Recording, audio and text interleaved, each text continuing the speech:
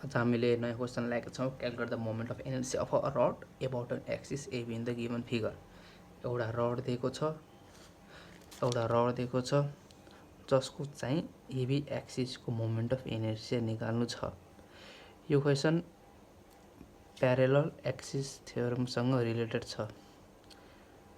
Parallel axis theorem यसले के भन्छ भने एउटा कुनै पनि रोटेटिङ बडी छ, रोटेटिङ बडीको सेन्टर अफ मास भन्नाले बिचको यो एक्सिस छ हो, यो एक्सिस त हुन्छ जो त्यसको चाहिँ प्यारेलल हुने गयो अर्को कुनै एक्सिस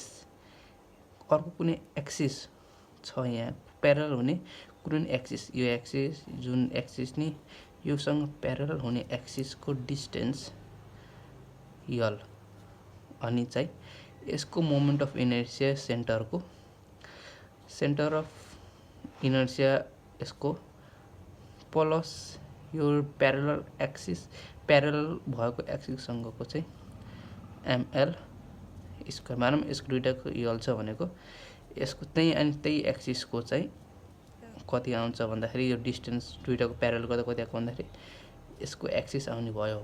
त्यस्तै गरेर यो क्वेसन पनि त्यस्तै तरिकाको छ।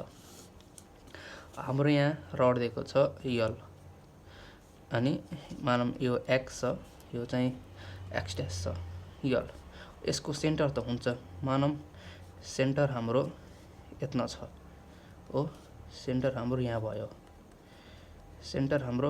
भयो। अब हामीलाई यो एक्सिस छ, सेन्टरदेखि योसँग प्यारेलल छ, यो दुइटाकै छन् त प्यारेलल छन् भने यो दुइटाको लेन्थ कति हुन्छ निकालौँ हो। अब हाफ गरेपछि त यति त हाम्रो कति हुने भयो भन्दाखेरि यहाँदेखि यहाँसम्म भएको यल/2 हुने भयो।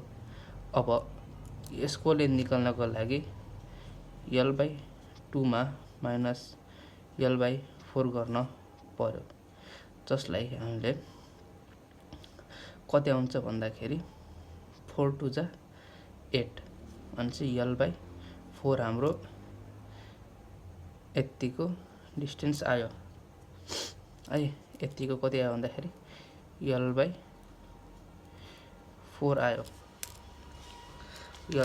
आयो, यतिको डिस्टेन्स हाम्रो यल/4 आयो।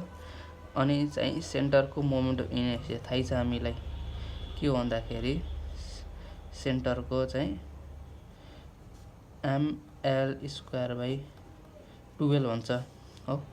अनि चाहिँ प्यारेलल एक्सिस हुने गयो कति हुन्छ भन्दाखेरि प्लस यल² केही यो यल/4 राखिन्छ। अब के हुन्छ यल/4 को होल स्क्वायर भयो है। अनि चाहिँ mL²/12 प्लस mL²/16 यो हाम्रो गर्दा कति आउँछ भन्दाखेरि 16 प्लस 12 28 mL²/192 28/192 हाम्रो 7/48 mL² हुने भयो।